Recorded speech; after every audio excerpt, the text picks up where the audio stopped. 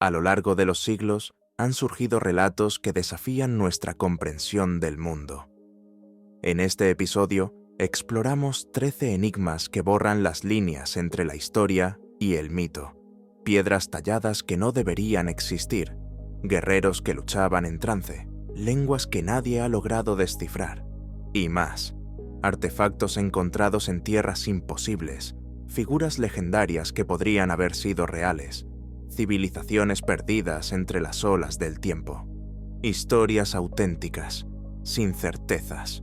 Prepárate para mirar el pasado con nuevos ojos, porque nada de esto debería haber pasado, pero pasó.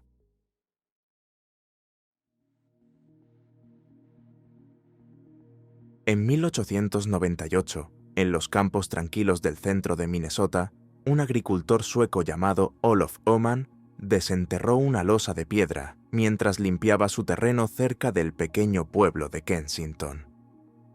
Lo que halló no era una simple roca, era una pieza de granito rectangular, de unos 76 centímetros de alto por 40 de ancho, y con un grosor de aproximadamente 15 centímetros, cubierta con inscripciones talladas en antiguos caracteres rúnicos. Según Öhman, la piedra había estado incrustada entre las raíces de un árbol de mediano tamaño, lo que sugería que llevaba allí enterrada desde hacía siglos. La presencia de raíces enredadas alrededor de la losa reforzaba la impresión de que el hallazgo no era reciente, sino el redescubrimiento de algo muy antiguo. Así nació uno de los misterios más desconcertantes de la arqueología norteamericana, uno que despertaría pasiones, debates y escepticismo durante más de un siglo. La inscripción, cuando fue cuidadosamente copiada y traducida por expertos en runas, parecía narrar la historia de un grupo de exploradores nórdicos que, en el año 1362, habrían llegado hasta el corazón del continente americano. El texto relataba una expedición de hombres que, tras adentrarse por ríos y caminos interiores, sufrieron una tragedia. 10 de sus compañeros murieron, aparentemente víctimas de un ataque o una calamidad desconocida. La piedra, según esta narración, fue colocada como un monumento para conmemorar a los caídos. De ser esto cierto, la historia de los descubrimientos en América se vería profundamente alterada. No solo confirmaría que los vikingos llegaron a América del Norte siglos antes que Cristóbal Colón, algo ya sugerido por el asentamiento de L'Anse aux Meadows en Terranova, sino que iría mucho más allá. Significaría que se adentraron miles de kilómetros hacia el interior, hasta lo que hoy es el medio oeste de Estados Unidos. Un hecho que, de confirmarse, transformaría nuestra comprensión del alcance de la exploración nórdica en el Nuevo Mundo. Pero desde el principio, la piedra generó polémica. El hallazgo, lejos de ser celebrado unánimemente como una revelación histórica, fue recibido con una mezcla de asombro y escepticismo. Lingüistas, historiadores y arqueólogos se volcaron a estudiar la inscripción con minuciosidad, examinando cada trazo rúnico en busca de pistas que revelaran su origen verdadero. Pronto comenzaron a surgir señales preocupantes. Muchos especialistas señalaron inconsistencias en la gramática, errores en la ortografía y el uso de palabras que no encajaban con el nórdico antiguo del siglo XIV. En lugar de ello, las estructuras lingüísticas parecían coincidir mucho más con los dialectos escandinavos hablados en el siglo XIX, en la misma época en que Olof Öhman vivía en Minnesota. Estas observaciones levantaron sospechas fundadas sobre la autenticidad del artefacto. ¿Cómo era posible que una inscripción supuestamente medieval empleara un lenguaje moderno? ¿Y por qué contenía formas gramaticales que no habían sido documentadas en ninguna otra inscripción rúnica genuina? La teoría de una falsificación moderna empezó a cobrar fuerza entre los académicos. La controversia no terminó ahí. Geólogos se sumaron a la discusión, analizando la piedra desde una perspectiva distinta, la del desgaste y los patrones de erosión en los surcos tallados.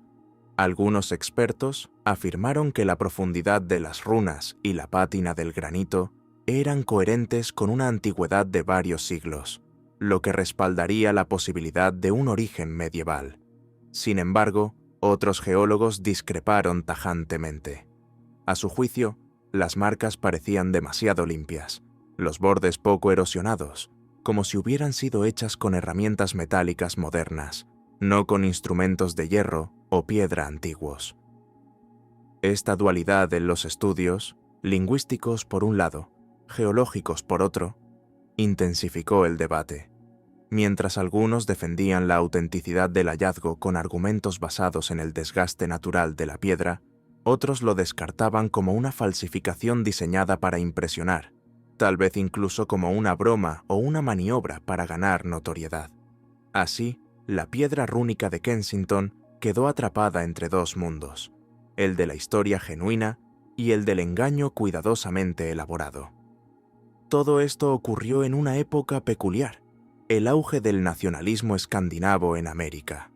A finales del siglo XIX, miles de inmigrantes suecos, noruegos y daneses habían echado raíces en los vastos territorios del medio oeste estadounidense, buscando prosperidad, estabilidad y un sentido de pertenencia en una tierra lejana.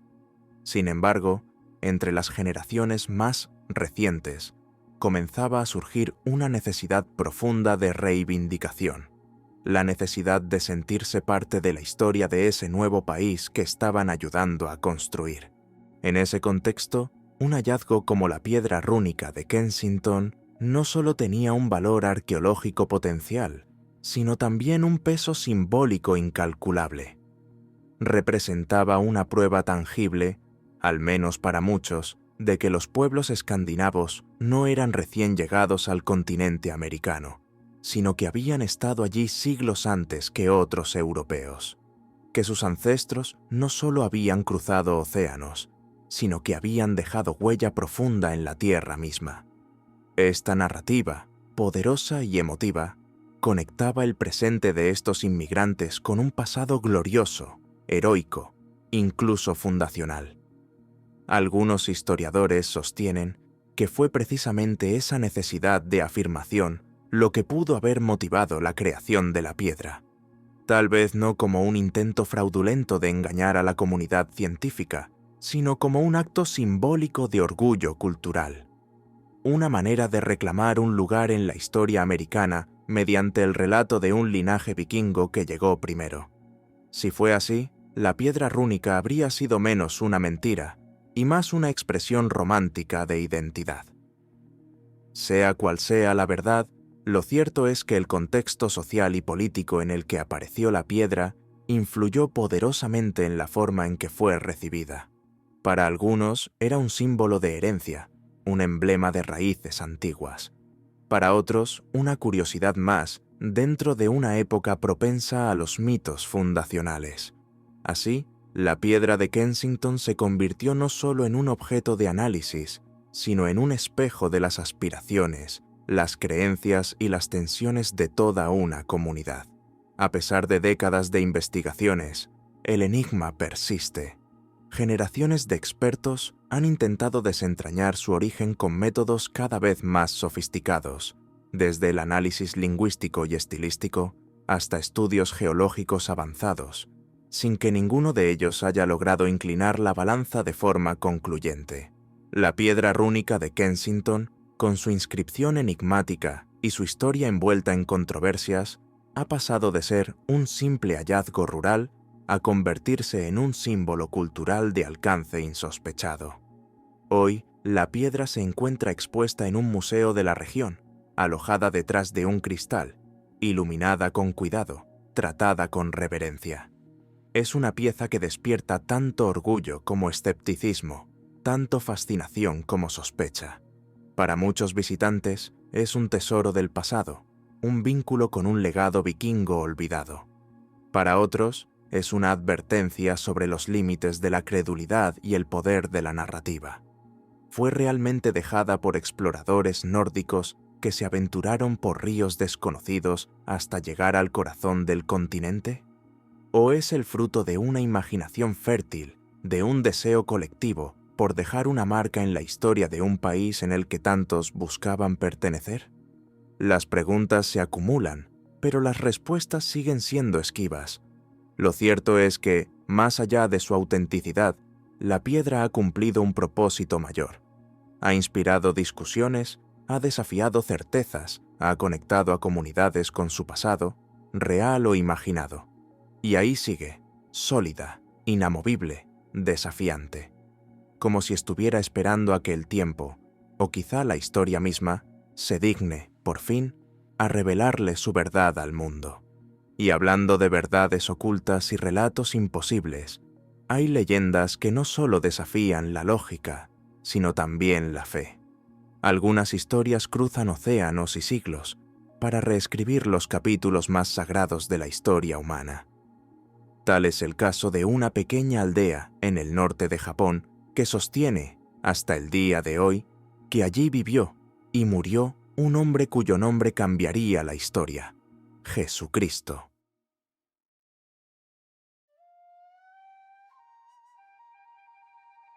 En una apartada aldea del norte de Japón, rodeada de colinas verdes y extensos campos de cultivo, se esconde uno de los relatos más extraños y desconcertantes de la historia religiosa no oficial. En el pequeño pueblo de Shingo, ubicado en la prefectura de Aomori, se sostiene una creencia insólita: que Jesucristo no murió crucificado en Jerusalén. Según la tradición local, Jesús logró escapar de su ejecución, emprendió una travesía extraordinaria a través de Asia, cruzó Siberia y terminó sus días en Japón, donde vivió como un simple agricultor, esposo y padre de familia. Este relato parte de una premisa que, aunque considerada herejía para la doctrina cristiana tradicional, es tomada con naturalidad en Shingo. Durante los llamados años perdidos de Jesús, ese período de su vida que no aparece documentado en los evangelios, entre los 12 y los 30 años, habría viajado por el mundo en busca de conocimiento. La leyenda afirma que llegó al lejano Oriente, donde estudió teología, medicina natural y espiritualidad oriental. Aprendió de monjes, sabios y sanadores, y vivió durante años en Japón antes de regresar a Judea para comenzar su misión pública. Sin embargo, al volver, fue traicionado y perseguido por las autoridades romanas. La historia toma un giro dramático cuando se afirma que, para salvarse, Jesús intercambió su lugar con su hermano menor, llamado Isukiri, quien habría sido crucificado en su lugar. Jesús, entonces, huyó nuevamente hacia el este, cruzando desiertos, estepas y montañas, hasta llegar una vez más a Japón.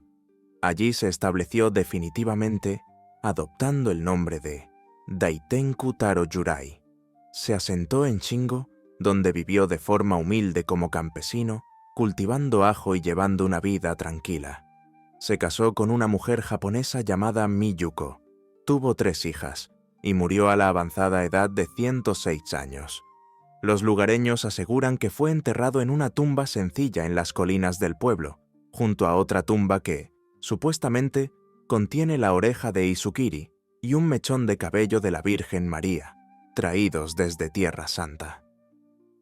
Esta versión de los hechos no se encuentra en ningún texto sagrado reconocido, pero en Shingo no se vive como una fábula o como una curiosidad marginal.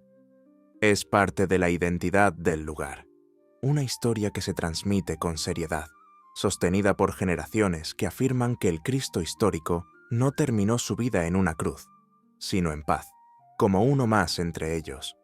Estas tumbas, simples y sin ornamentos, son el corazón del relato de Shingo. No hay catedrales, no hay reliquias sagradas, solo 2 montículos, discretos pero poderosos, que han dado identidad a todo un pueblo. La historia, aunque conocida por la tradición oral durante generaciones, cobró fuerza en la década de 1930. Fue entonces cuando, según algunos testimonios, se descubrieron unos documentos antiguos en una familia japonesa con supuestas raíces sacerdotales.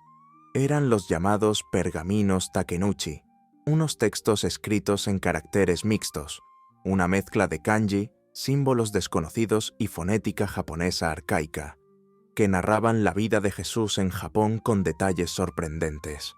Mapas de rutas, nombres de descendientes, registros de migración. La emoción fue breve.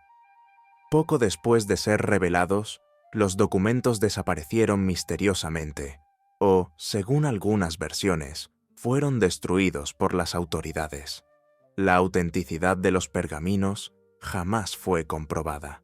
Ningún experto independiente pudo estudiarlos a fondo antes de que desaparecieran, y hasta hoy persisten dudas sobre si existieron realmente o si fueron una invención posterior. Sin embargo, eso no impidió que el mito se arraigara profundamente en la cultura local. Para los habitantes de Shingo, la ausencia de pruebas no desacredita la historia. Al contrario, la envuelve en un aura de misterio que la hace aún más significativa. En un mundo donde casi todo puede explicarse, esta historia persiste como un espacio donde la fe, la leyenda y la identidad se entrelazan sin necesidad de justificación. Hoy, la llamada Tumba de Cristo es mucho más que una leyenda rural. Se ha convertido en una atracción turística que cada año atrae a miles de curiosos, creyentes, escépticos y estudiosos del folclore. Shingo, una aldea que de otro modo pasaría desapercibida, se autoproclama con orgullo como el hogar de Cristo en Japón. La señalización que guía a los visitantes no deja lugar a dudas. Allí, entre arrozales y caminos estrechos, el pasado y la posibilidad de lo imposible conviven en plena armonía. Cada primavera, el pueblo celebra un ritual en memoria de Jesucristo, una ceremonia que mezcla cantos, danzas y ofrendas con elementos tradicionales japoneses. Los participantes no rezan en arameo ni entonan himnos latinos, sino que rinden homenaje a su forma local de Cristo agricultor, el hombre sabio que vivió en paz y murió como uno más de ellos. La escena resulta desconcertante, pero profundamente reveladora. Una muestra de cómo las grandes narrativas del mundo pueden adaptarse, moldearse y convertirse en parte de la memoria colectiva de una comunidad. Un pequeño museo junto a la tumba preserva lo que se ha convertido en el archivo informal de esta historia. Fotografías de visitantes ilustres, recortes de prensa internacional, mapas antiguos, estatuillas de Jesús con rasgos asiáticos, reproducciones de los supuestos pergaminos takenuchi y testimonios orales recogidos por generaciones. El lugar, aunque modesto, mantiene vivo el relato, convirtiéndolo en parte inseparable de la identidad local. Desde el ámbito académico, sin embargo, la historia es vista con mucha más reserva. Para la mayoría de historiadores, arqueólogos y teólogos, no hay evidencia concreta que respalde la presencia histórica de Jesús en Japón. No existen menciones en fuentes cristianas primitivas, ni en registros japoneses antiguos. Tampoco hay pruebas lingüísticas, genéticas o arqueológicas que vinculen el relato con la realidad. Por eso, muchos investigadores coinciden en que la leyenda fue probablemente creada o modificada durante el siglo XX, quizás como una forma creativa de fortalecer la identidad de la región o atraer visitantes a un pueblo aislado. Y aún así, la historia no desaparece. Se transmite, se celebra, se defiende. Porque en un mundo que tiende a descartar lo improbable, la persistencia de esta leyenda es un acto de resistencia cultural. Una afirmación de que, a veces, lo más importante no es si algo ocurrió, sino lo que significa para quienes creen que ocurrió. Shingo, con su tumba rodeada de árboles y su museo de paredes sencillas, sigue contando una historia que desafía a la razón, pero no a la imaginación. Y mientras lo haga, la figura de aquel hombre venido del oeste seguirá caminando, simbólicamente, entre los campos de ajo y los sueños de un pueblo que decidió hacer suya una versión muy distinta de la historia sagrada. Lo que hace fascinante esta historia no es tanto su veracidad, sino lo que revela sobre la capacidad humana para reinterpretar mitos universales. El relato de Jesús en Japón es un ejemplo extremo, pero profundamente elocuente, de sincretismo religioso, una fusión inesperada entre la iconografía cristiana y las tradiciones espirituales y culturales del Japón rural. En este cruce de caminos, lo divino se vuelve accesible, doméstico, humano. Un Cristo sin túnica blanca ni corona de espinas, sino con sandalias de paja, manos callosas y herramientas de labranza. Más allá del debate académico, lo que subyace es un deseo profundamente humano: acercar lo sagrado al propio paisaje, a la propia lengua, al propio hogar. El anhelo de que lo divino no solo haya hablado a otros pueblos en tierras lejanas, sino que también haya caminado entre los campos conocidos, bebido del mismo río, mirado las mismas montañas. Es esa necesidad de encontrar lo trascendente en lo cotidiano, de creer que incluso el Hijo de Dios pudo haber buscado paz en un rincón remoto del mundo, lejos del ruido y el juicio de la historia oficial. ¿Fue Jesús un humilde agricultor japonés que vivió más de un siglo y murió rodeado de familia en una aldea remota? Probablemente no, pero lo cierto es que la historia, improbable como parece, ha echado raíces, ha generado rituales, recuerdos, pertenencia, ha traspasado la línea entre lo improbable y lo significativo. Y allí, en una pequeña colina de Shingo, entre árboles tranquilos y caminos de tierra, un cartel de madera resume toda esta compleja mezcla de fe, mito y folclore con una frase sencilla: aquí descansa Jesucristo, Salvador del mundo. No hay grandes monumentos, ni catedrales, ni guardias custodiando reliquias, solo silencio, viento y una historia que se niega a desaparecer. Y lo más curioso de todo es que la tumba sigue allí, tranquila, inalterable, como si, al igual que la piedra de Kensington, aguardara pacientemente a que alguien, algún día, revele una verdad que quizás no sea histórica, pero sí profundamente humana. Porque hay lugares en el mundo que, aunque hoy estén ocultos bajo el mar o envueltos en leyenda, parecen haber sido arrancados de la historia, como si alguna vez formaron parte de la tierra firme, y luego simplemente desaparecieron. Así llegamos a otro misterio olvidado por el tiempo, una vasta masa de tierra sumergida en el corazón del Océano Índico que, según algunos científicos, podría haber sido un continente perdido. Su nombre es la meseta de Kerguelen, y su historia, como las anteriores, parece sacada de un mapa que ya no existe.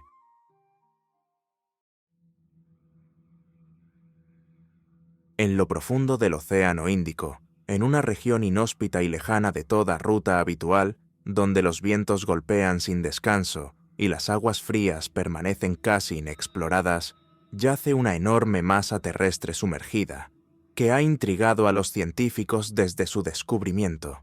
Se trata de la meseta de Kerguelen, una formación geológica colosal que cubre más de 500.000 kilómetros cuadrados bajo el mar.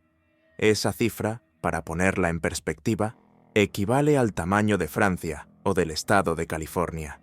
Su dimensión es impresionante, pero su historia lo es aún más. A diferencia de otras formaciones submarinas, la meseta de Kerguelen no siempre estuvo bajo el agua.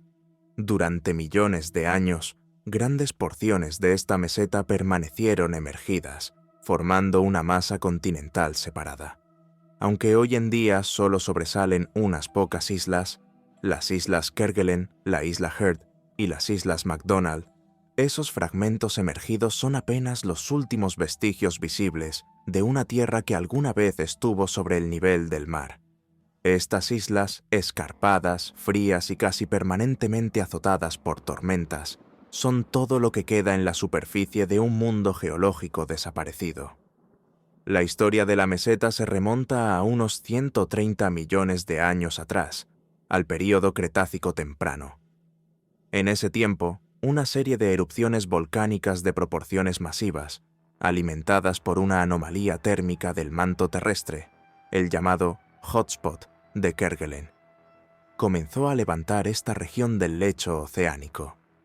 A medida que la lava basáltica fluía y se solidificaba, se acumulaba sobre una base más antigua de corteza continental, lo que dio origen a una formación inusual. No era una típica montaña oceánica, ni una plataforma continental común. Era algo intermedio, una estructura híbrida, nacida de procesos tanto oceánicos como continentales. Durante millones de años, este bloque permaneció parcialmente expuesto. Era una isla masiva, tal vez incluso una cadena de islas, cubierta de vegetación, con lagos, montañas y formas de vida terrestre.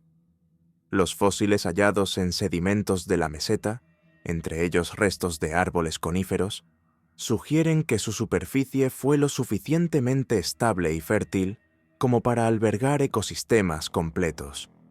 Esta tierra perdida sirvió, posiblemente, como puente natural entre los antiguos continentes que formaban Gondwana, India, Australia, la Antártida y Madagascar. Pero nada en la Tierra permanece inmutable. Con el paso del tiempo, la meseta de Kerguelen comenzó a hundirse lentamente. Las placas tectónicas se desplazaron, el calor interno que la sostenía se desvió, y el peso acumulado de las rocas volcánicas provocó una lenta pero constante subsidencia.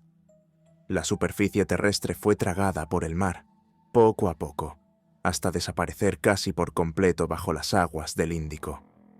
Solo las cimas más altas permanecieron visibles, convertidas en islas remotas y desoladas. Lo que alguna vez fue una tierra firme, tal vez exuberante, ahora yace en silencio a miles de metros de profundidad. Sus contornos aún son estudiados con mapas batimétricos y sus orígenes aún alimentan debates entre geólogos que buscan entender si estamos frente a un continente perdido o a una anomalía geológica sin igual. Pero lo cierto es que, por millones de años, Kerguelen fue parte del mundo visible, hasta que la Tierra decidió ocultarla. Durante cierto tiempo, partes de esta vasta tierra permanecieron por encima del nivel del mar, formando una suerte de puente natural entre fragmentos del antiguo supercontinente Gondwana. Esta conexión geográfica, aunque transitoria en la escala del tiempo geológico, habría permitido la migración de especies animales y vegetales entre territorios que hoy se encuentran separados por miles de kilómetros de océano: India, Madagascar, Australia y la Antártida. La posibilidad de ese corredor terrestre cobra fuerza con el hallazgo de fósiles de árboles coníferos y depósitos sedimentarios típicos de ambientes terrestres en los fondos marinos de la meseta. Esas pruebas sugieren que Kerguelen no solo estuvo expuesta, sino que albergó una ecología estable, con suelo, vegetación y un clima posiblemente templado. Sin embargo, la historia de Kerguelen no es solo una de conexión, sino también, y sobre todo, de pérdida. Con el paso de los milenios, los procesos tectónicos comenzaron a modificar el equilibrio de fuerzas que mantenían a la meseta a flote. Las placas se desplazaron. El punto caliente que la alimentaba se movió o se extinguió. La corteza se enfrió, se volvió más densa, más pesada, y como una plataforma que ya no puede sostener su propio peso, comenzó a hundirse lentamente, arrastrada hacia las profundidades del océano por su propia masa. El descenso fue gradual, pero inexorable. Las costas se inundaron, los valles se volvieron lechos marinos, las selvas se deshicieron bajo el avance del agua salada. Montañas enteras quedaron cubiertas, convertidas en volcanes dormidos bajo kilómetros de presión oceánica. Lo que alguna vez fue una tierra sólida, visible, viva, desapareció del mapa sin dejar testigos. Hoy, el 95% de la meseta de Kerguelen se encuentra sumergida, a profundidades que oscilan entre los 3.000 y los 6.000 metros bajo la superficie del mar. Y sin embargo, la evidencia de su antigua existencia permanece. El hallazgo de rocas graníticas, material típicamente continental, ausente en las dorsales oceánicas, ha llevado a muchos geólogos a reconsiderar la categoría de Kerguelen. ya no como una simple meseta submarina de origen volcánico, sino como un microcontinente, una porción de corteza continental que, por los caprichos de la geodinámica terrestre, se separó del conjunto mayor y terminó sumergida. No es una Atlántida fabulosa, no hay ruinas de civilizaciones perdidas ni templos cubiertos de coral, pero es, quizás, más fascinante aún, una tierra real, tangible, que existió, floreció y fue tragada por el tiempo y el mar. Una Atlántida sin mito, pero con pruebas. Aún así, no todos los geólogos están dispuestos a otorgarle a la meseta de Kerguelen el estatus de continente perdido. El término, cargado de implicaciones históricas y científicas, exige criterios específicos que Kerguelen no cumple de forma indiscutible. Para muchos expertos, la composición de la meseta, dominada por basaltos volcánicos más típicos del fondo oceánico que de un continente, es un factor determinante. Además, su elevación actual, completamente sumergida, no se ajusta y orienta a la definición clásica de continente, que requiere una corteza espesa, estable y, sobre todo, emergida. Desde esta perspectiva, Kerguelen sería más bien una anomalía geológica, demasiado extensa para ser ignorada, pero también demasiado sumergida y heterogénea para ser reconocida formalmente como continente. No encaja del todo en ninguna categoría, como una pieza que no termina de ajustarse a ningún rompecabezas conocido. Un territorio sin nombre exacto, sin fronteras visibles, atrapado entre definiciones científicas y los límites de nuestra comprensión. Y sin embargo, su existencia misma plantea una reflexión más profunda. La historia de Kerguelen es un recordatorio poderoso de que la Tierra no es una estructura fija, sino un organismo en constante transformación. Durante eones, el planeta ha moldeado, elevado y borrado sus propios paisajes. Ha creado cordilleras y luego las ha deshecho. Ha unido continentes y luego los ha separado. Lo que hoy vemos como eterno y firme, alguna vez no existió y quizá un día también desaparezca. Bajo la superficie aparentemente inmóvil del océano, yacen no solo secretos geológicos, sino antiguos mundos, tierras que florecieron, se hundieron y fueron olvidadas. Ecosistemas que surgieron y desaparecieron sin dejar más rastro que unas rocas enterradas bajo toneladas de agua y silencio. La meseta de Kerguelen es precisamente eso, un continente sumergido en el tiempo. No necesita palacios ni leyendas para impresionar. Su sola presencia, invisible desde la superficie, basta para recordar lo efímero de la tierra firme. Es un testimonio mudo, una advertencia geológica de que incluso lo que creemos más estable, los continentes mismos, puede desvanecerse sin que nadie lo note.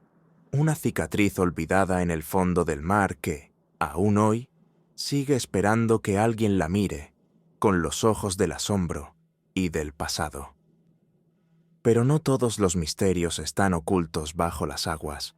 Algunos yacen enterrados en tierra firme, en llanuras silenciosas o entre las sombras de antiguas montañas, acompañados de rumores de oro perdido, traición y justicia a medias. Porque hay historias que, aunque nacidas en el polvo del viejo oeste, no han perdido su brillo, como la del forajido cojo que dejó tras de sí un rastro de robos, muerte y un tesoro que aún hoy podría estar esperando ser encontrado. Su nombre era Lame Johnny, y su leyenda sigue cabalgando en las colinas negras de Dakota del Sur.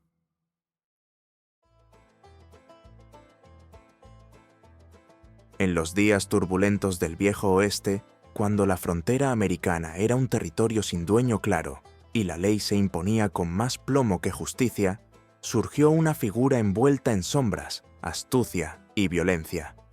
Su nombre de nacimiento era Cornelius Donahue, pero con el tiempo todos lo conocieron como Lame Johnny, Johnny el Cojo, apodo que recibió por una cojera marcada y permanente que lo acompañó desde joven. Nacido alrededor de 1850 en Filadelfia, Donahue parecía, al principio, destinado a una vida respetable, educado y prometedor, pero el rumbo de su vida se desvió lentamente, hasta perderse entre caballos robados, diligencias asaltadas y un tesoro del que aún no se ha sabido nada. Su infancia transcurrió en condiciones difíciles, pero no sin oportunidades. Fue admitido en el Girard College, una institución creada para niños huérfanos o en situación de pobreza. Allí, Cornelius destacó por su inteligencia, su comportamiento ejemplar y su disciplina. Era un alumno aplicado, respetado por sus compañeros y maestros. Pero cuando terminó sus estudios en 1872, el mundo que lo esperaba afuera era otro, más hostil, más incierto, más rápido en castigar que en perdonar. Intentó integrarse en la vida laboral como muchos jóvenes de su tiempo. Se dirigió hacia el suroeste, buscando trabajo como vaquero en Texas. Sin embargo, pronto comenzaron a circular rumores. Se decía que Donahue participaba en el robo de caballos, un delito grave, aunque bastante común entre los cowboys de la época. Robar y vender caballos era negocio rentable, pero sumamente peligroso. Ser sorprendido podía costar la vida sin juicio previo. Cuando la fiebre del oro empezó a extenderse hacia el norte, Johnny no lo dudó. En 1876 se trasladó a las Colinas Negras de Dakota del Sur, una región rica en yacimientos auríferos y todavía sin autoridad establecida. Como muchos, llegó en busca de fortuna, y como otros tantos, no tardó en perder el camino legal. En poco tiempo se ganó una reputación ambigua. Se desempeñó como buscador de oro, un trabajo arduo y poco glamoroso, pero también como ayudante de alguacil en el condado de Custer, cargo que le dio acceso a información privilegiada. Incluso trabajó como contable para una empresa minera, posición que requería cierto nivel de educación y confianza. Pero ese breve período de legitimidad no duró mucho. Su pasado, que nunca lo había abandonado del todo, regresó de forma directa. Un hombre procedente de Texas lo reconoció como un ladrón de caballos, y la acusación bastó para arruinarlo. Fue despedido de inmediato y desde entonces vigilado de cerca. Rechazado, señalado y con pocas opciones legales a su alcance, Johnny dio el paso definitivo hacia el crimen organizado.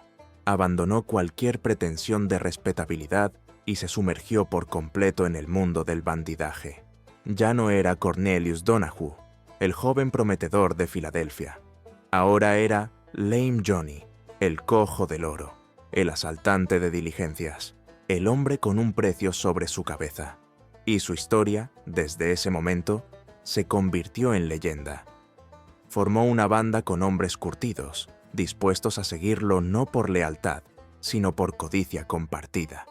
Juntos se dedicaron a lo que mejor sabían hacer: robar ganado en rutas poco vigiladas, interceptar diligencias con violencia calculada y comerciar caballos sustraídos de ranchos dispersos por la frontera.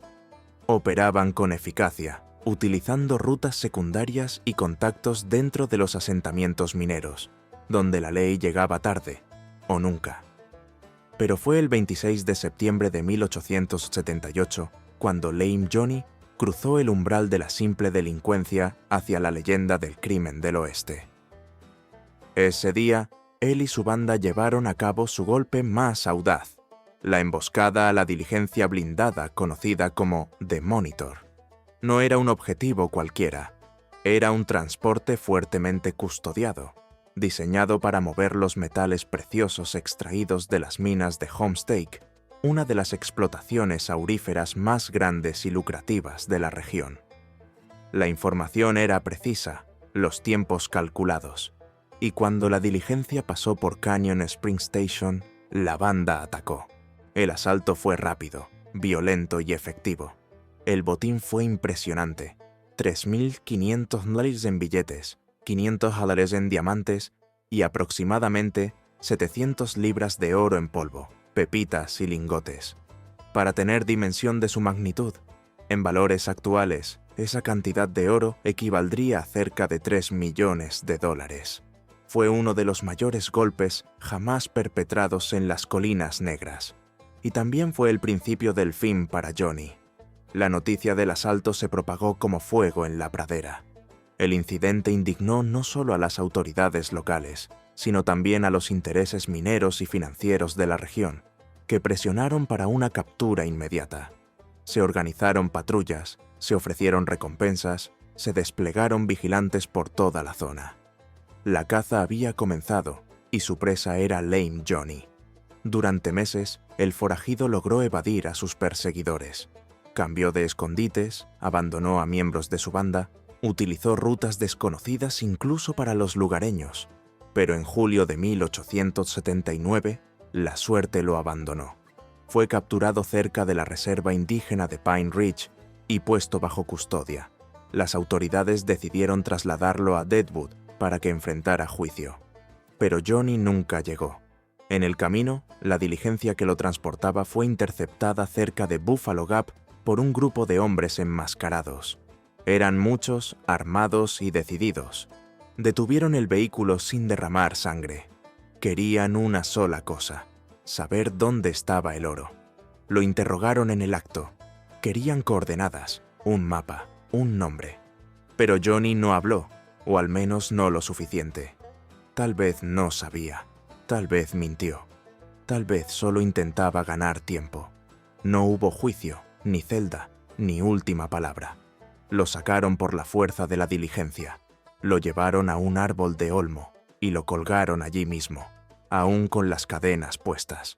Fue una ejecución extrajudicial, rápida y brutal. Lo dejaron suspendido al viento como advertencia para los demás. Así terminó la vida de Lame Johnny, sin redención, sin testigos confiables, sin confesión y sin rastro del oro. Desde entonces, el paradero del oro ha permanecido envuelto en misterio. Aquellas 700 libras de oro, tan reales como la sangre que corrió para conseguirlas, simplemente desaparecieron. No se hallaron en el lugar del crimen, ni en los escondites de la banda, ni en los bolsillos de los implicados, como si se hubiera desvanecido con el último aliento de Lame Johnny. Y es precisamente ese vacío lo que ha mantenido viva la historia. Algunos están convencidos de que Johnny logró esconder el botín en algún lugar remoto de las Colinas Negras antes de su captura. La región, con sus densos bosques, colinas empinadas, grutas y pasos ocultos, ofrece infinitos lugares donde enterrar un tesoro sin que nadie lo encuentre jamás. Hay quienes afirman que dejó señales, marcas en rocas, árboles cortados en ángulos inusuales, pistas invisibles que solo los verdaderos buscadores sabrán leer. Otros sostienen una teoría distinta, que los miembros sobrevivientes de su banda regresaron en secreto al lugar del escondite tras su muerte, recuperaron el oro y desaparecieron, repartiendo el botín en silencio. E incluso hay quienes apuntan más alto, sugiriendo que los mismos hombres que lo colgaron, vigilantes, autoridades o mercenarios contratados, sabían exactamente lo que buscaban y se aseguraron de silenciar a Johnny para quedarse con todo. Si fue así, entonces el tesoro no está perdido, sino disuelto lentamente en las manos de quienes supieron guardar el secreto durante generaciones. A lo largo de los años, la historia ha atraído a toda clase de aventureros, desde mineros y soldados retirados hasta arqueólogos aficionados y cazadores de tesoros con mapas desgastados por el tiempo.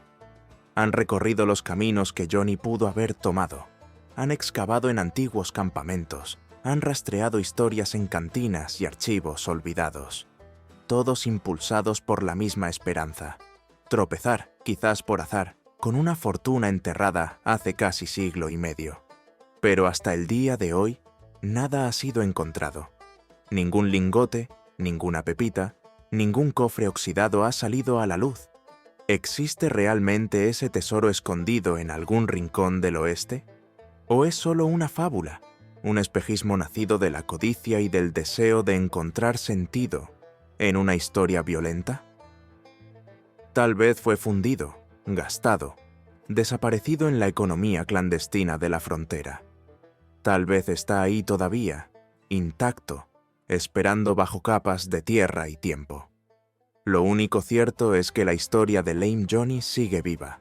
Se cuenta en las fogatas, en los museos de pueblos pequeños, en los senderos solitarios que cruzan Dakota del Sur. Y de vez en cuando alguien más llega, pala en mano, detector de metales colgado al hombro, y una vieja leyenda latiendo en el corazón. Porque hay historias que se niegan a morir, sobre todo cuando aún queda oro por encontrar. Porque hay historias que se niegan a morir, sobre todo cuando aún queda oro por encontrar. Y no siempre es el oro lo que brilla, sino el misterio que lo envuelve. A veces, el verdadero tesoro está en las preguntas sin respuesta, en los vacíos que dejan las leyendas, en los silencios que sobreviven al tiempo. Pero no todas las historias ocultas del pasado se cuentan entre forajidos y diligencias asaltadas. Algunas se desarrollan en las sombras del poder, en despachos oficiales y vagones de tren, bajo gobiernos tensos y sociedades divididas. En un Japón devastado por la guerra, 3 incidentes ferroviarios sacudieron al país en el mismo año, sembrando sospechas, miedo y una larga cadena de juicios. El más desconcertante de todos fue el descarrilamiento de Matsukawa, un caso que comenzó como un posible accidente y terminó como uno de los juicios políticos más controvertidos del siglo XX.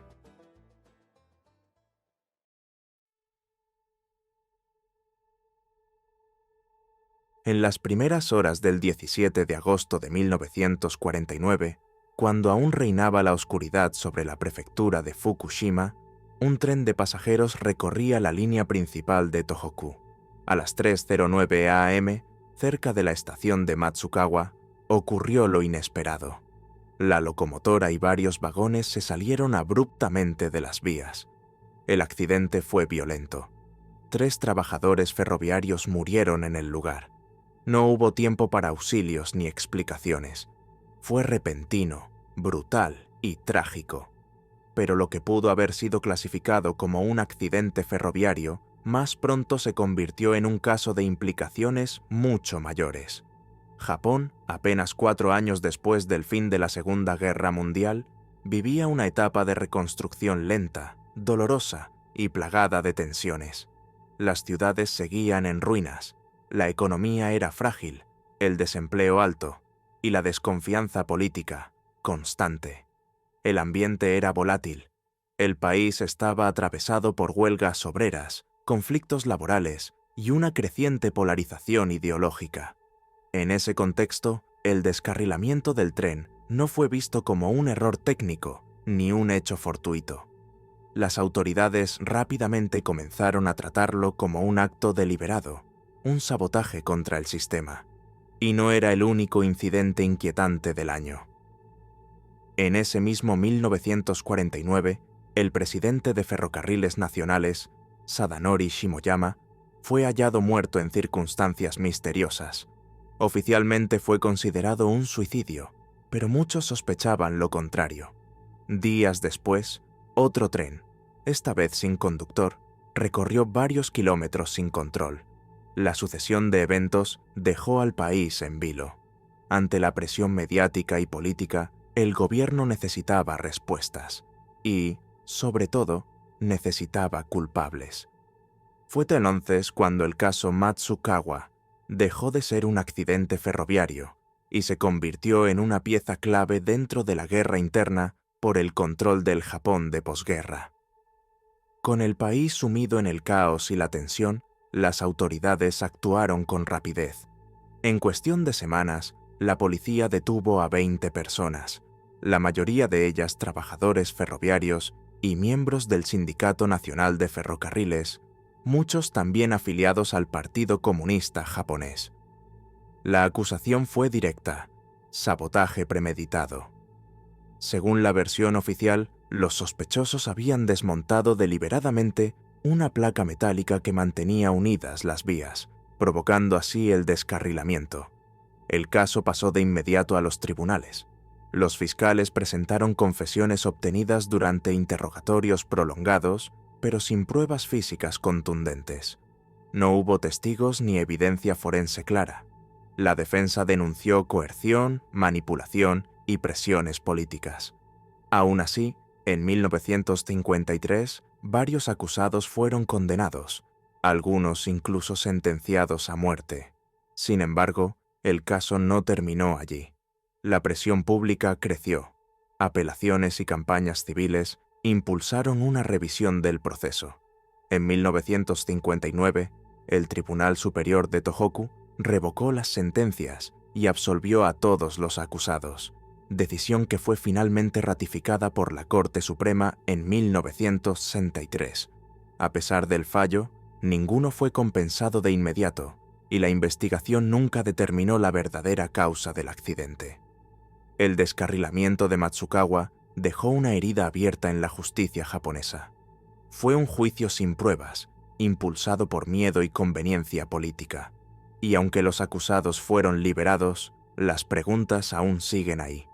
¿Fue sabotaje? ¿Accidente? ¿Una cortina de humo? La respuesta, más de medio siglo después, sigue sin llegar. La absolución definitiva llegó en 1983, pero el daño ya estaba hecho. Para entonces, muchos de los acusados habían perdido más de 10 años de su vida tras las rejas.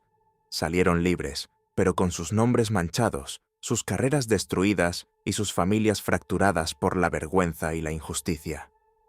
No hubo disculpas inmediatas, tampoco indemnizaciones, solo el silencio oficial de un sistema que prefirió pasar página antes que asumir errores. El caso de Matsukawa quedó como una advertencia, no solo sobre la fragilidad del sistema judicial en tiempos de crisis, sino sobre lo fácil que es criminalizar a los más vulnerables cuando el poder necesita chivos expiatorios. Lo que comenzó como un descarrilamiento físico terminó convirtiéndose en un símbolo del descarrilamiento institucional de una nación en reconstrucción. En 1970, el caso fue archivado de forma definitiva. Nadie fue condenado. Nadie fue absuelto de responsabilidad política. Y hasta el día de hoy, la causa real del accidente sigue siendo un misterio. ¿Sabotaje sindical? ¿Negligencia técnica? ¿Manipulación estatal? Nunca lo sabremos. Lo único cierto es que el tren cayó una vez, pero la justicia japonesa tardó 20 años en volver a ponerse en pie, porque hay relatos que no se hunden con los hechos, sino que sobreviven al paso del tiempo, alimentados por la repetición, el asombro o la duda. Algunos nacen en los tribunales, otros en los campos de batalla, y otros más en las sagas tejidas al calor de una hoguera, como el de Ragnar Lodbrok, guerrero, explorador, rey, o quizás solo un mito, una figura cuya existencia divide a historiadores desde hace siglos. ¿Fue real? ¿Fue muchos hombres en uno? ¿O fue solo una leyenda nacida para inspirar miedo y orgullo en partes iguales? La siguiente historia se adentra en ese dilema, entre lo que se puede probar y lo que se sigue creyendo.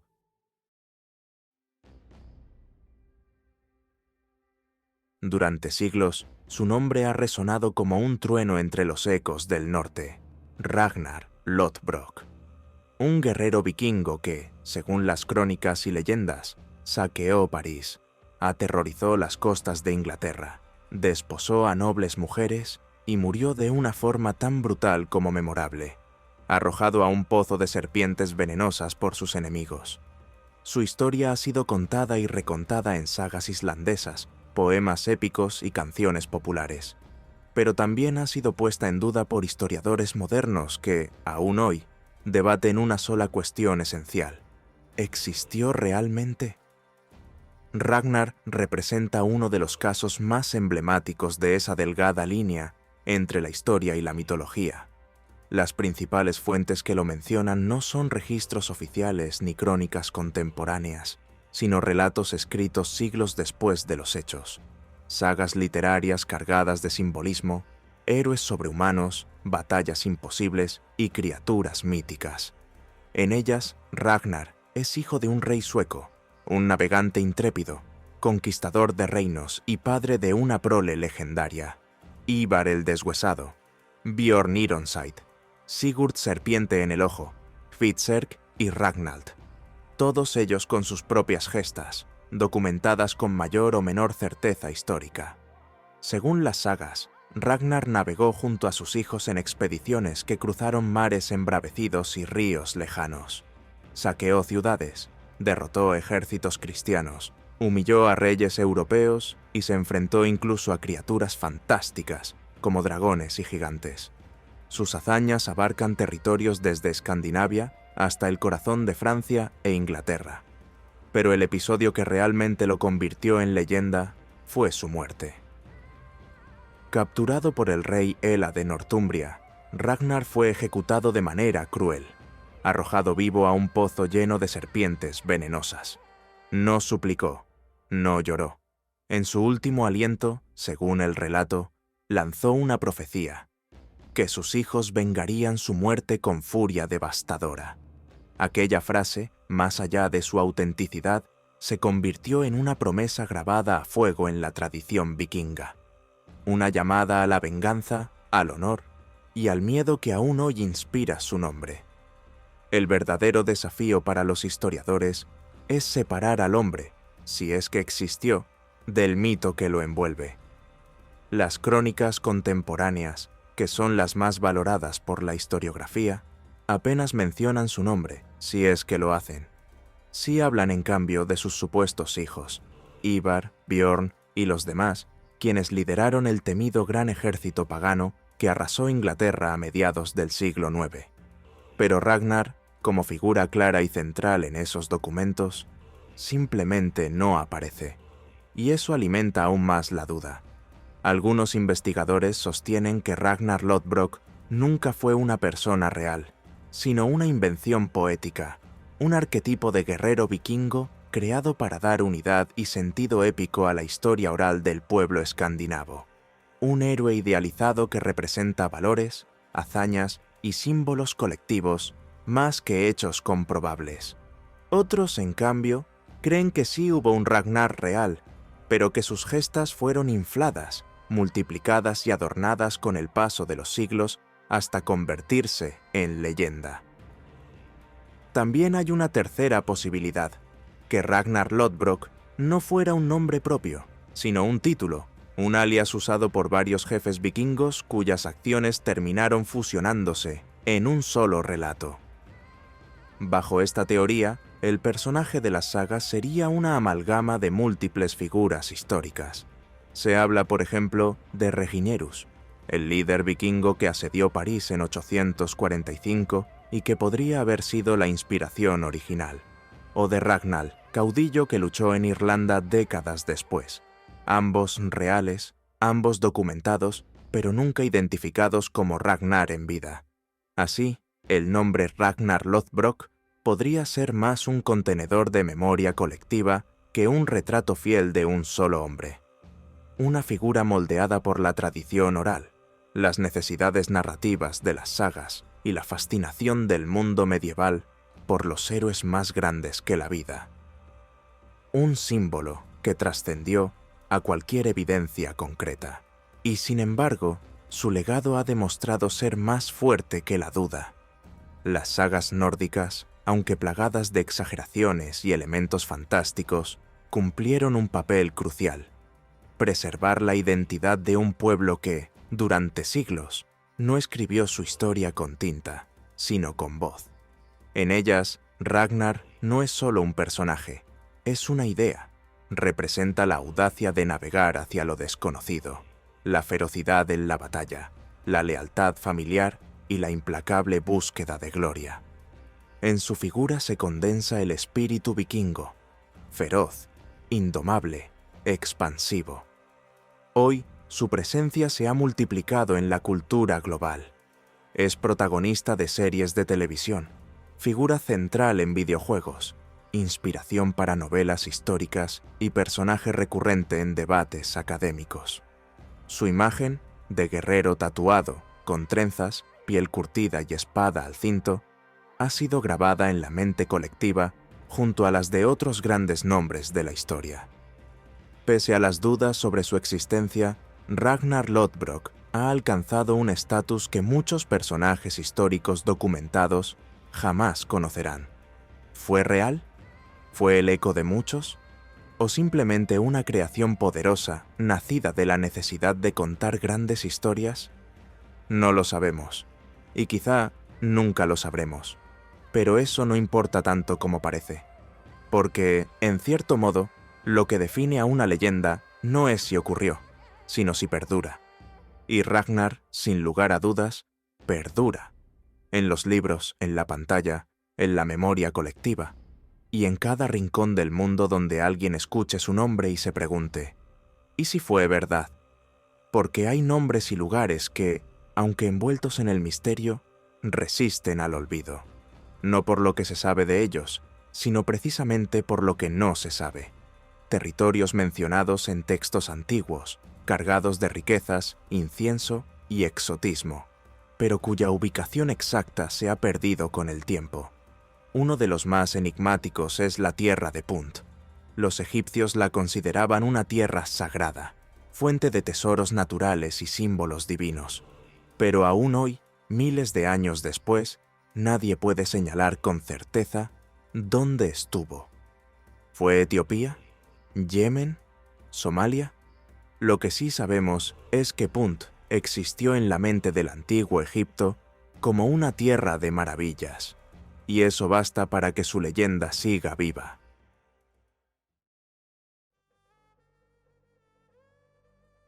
En los antiguos templos egipcios, entre jeroglíficos tallados con precisión milimétrica y relieves que narran batallas, ofrendas y rituales sagrados, aparece con frecuencia el nombre de una tierra lejana y misteriosa, Punt, una región descrita como rica, fértil y sagrada. Para los egipcios, Punt era mucho más que un destino comercial. Era una fuente casi mítica de abundancia, el lugar de origen de productos exóticos y valiosos como incienso, mirra, ébano, oro, marfil y animales que no existían en el Nilo. En la imaginación del antiguo Egipto, Punt representaba el ideal de opulencia y conexión divina. Sin embargo, a diferencia de otras regiones del mundo conocido, Punt nunca fue localizada con precisión en los mapas antiguos ni en descubrimientos arqueológicos modernos. No dejó restos físicos, ni ciudades identificables, ni monumentos propios. Solo las referencias egipcias, insistentes y constantes, dan fe de su existencia. Pero Punt no era un invento mitológico o simbólico. Era, según los registros, un socio comercial real. Aparece mencionado en textos y murales desde la dinastía V del Imperio Antiguo, alrededor del 2500 a.C., hasta bien entrado el Imperio Nuevo. Durante más de un milenio, fue parte fundamental de las rutas de intercambio egipcias. El hecho de que los faraones enviaran expediciones específicas para obtener productos de Punt demuestra su importancia estratégica y económica. La más célebre de estas misiones fue organizada por la reina faraón Hatshepsut, una de las figuras más poderosas del Egipto antiguo. Ocurrió en el siglo XV a.C. y quedó plasmada con lujo de detalle en los muros del templo funerario de Deir el-Bahari, en la actual Luxor. Allí se narra, como una gesta nacional, el viaje en barco hacia Punt, el recibimiento de sus gobernantes, los intercambios de regalos y el regreso triunfal de la flota egipcia cargada de tesoros naturales. Estas representaciones muestran casas sobre pilotes, árboles de mirra arrancados con sus raíces para ser trasplantados en Egipto, animales nunca antes vistos en el Valle del Nilo y personajes locales con vestimenta y rasgos muy distintos a los egipcios. Todo indica que Punt era una región organizada, con gobierno propio y recursos abundantes. No era solo un destino comercial, sino una civilización activa que mantenía relaciones diplomáticas y comerciales con el poder más grande de su tiempo.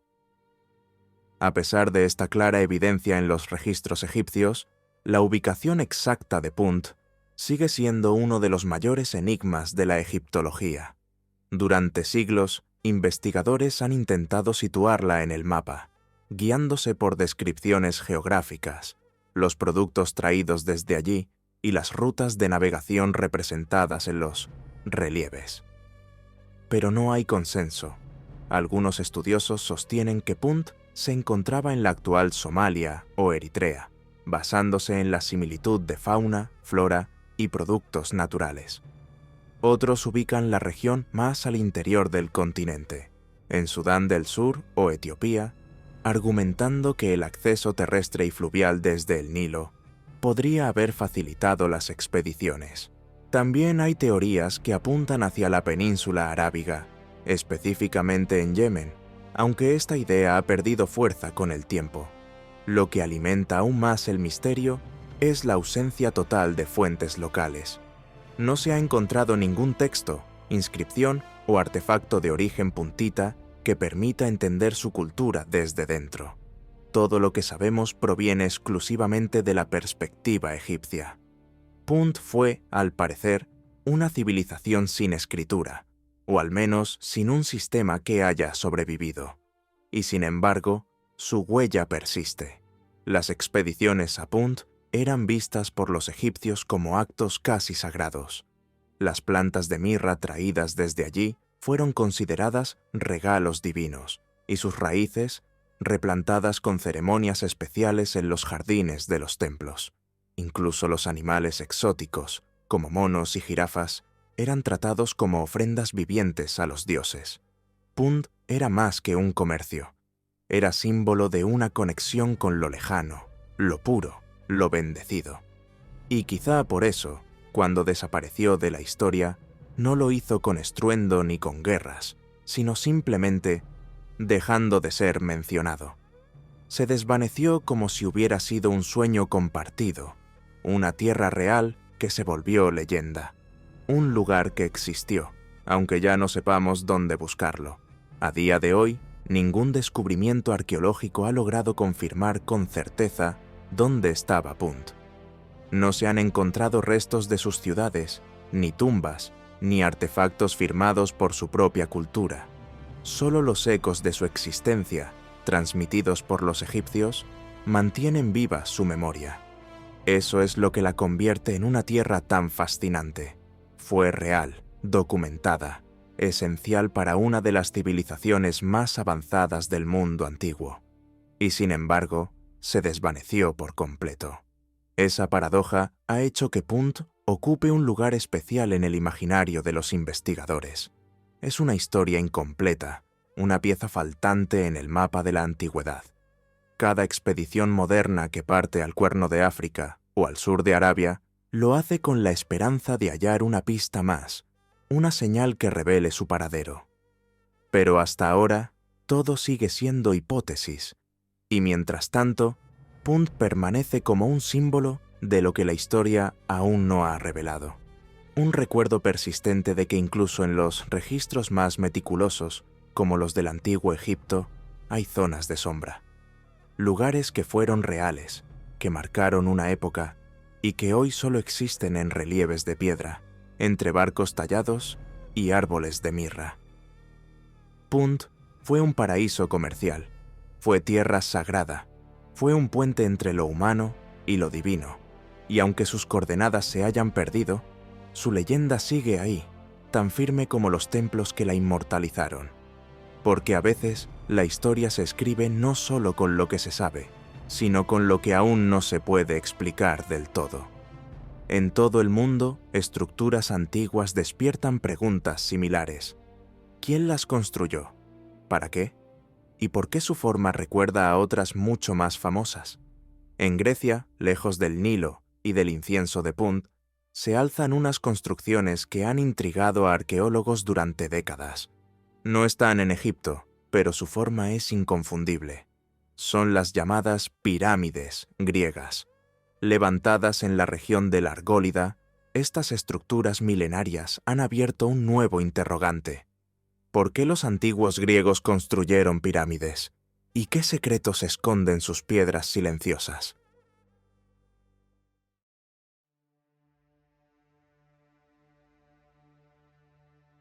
A pocos kilómetros de la antigua ciudad de Argos, en el corazón de la región del Peloponeso, se alzan unas estructuras que, a simple vista, rompen con la imagen clásica de la arquitectura griega.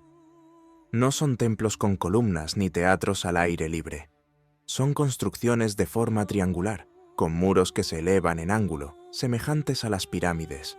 Y aunque su escala no se compara con la majestuosidad de Giza, su mera existencia plantea una pregunta desconcertante.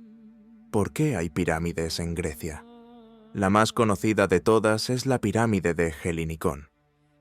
Construida en piedra caliza, se levanta de forma sobria y silenciosa en un terreno llano, rodeado por olivares. A diferencia de sus pares egipcias, no tiene cámaras subterráneas complejas ni decoraciones internas. El diseño es simple, un pasillo central flanqueado por pequeñas estancias. No hay señales claras de que haya servido como tumba, ni inscripciones que revelen su propósito original. Su estilo arquitectónico no encaja fácilmente en ninguna categoría del mundo griego clásico. Mientras los templos y edificios de esa época se centraban en estructuras abiertas, simétricas y funcionales, la pirámide de Helinicón parece responder a otra lógica, a otro simbolismo. Por eso, desde su redescubrimiento, ha sido objeto de múltiples teorías. El debate más intenso gira en torno a su antigüedad. La mayoría de los arqueólogos la fechan en el siglo IV a.C., apoyándose en fragmentos de cerámica hallados en el sitio, que encajan con esa cronología.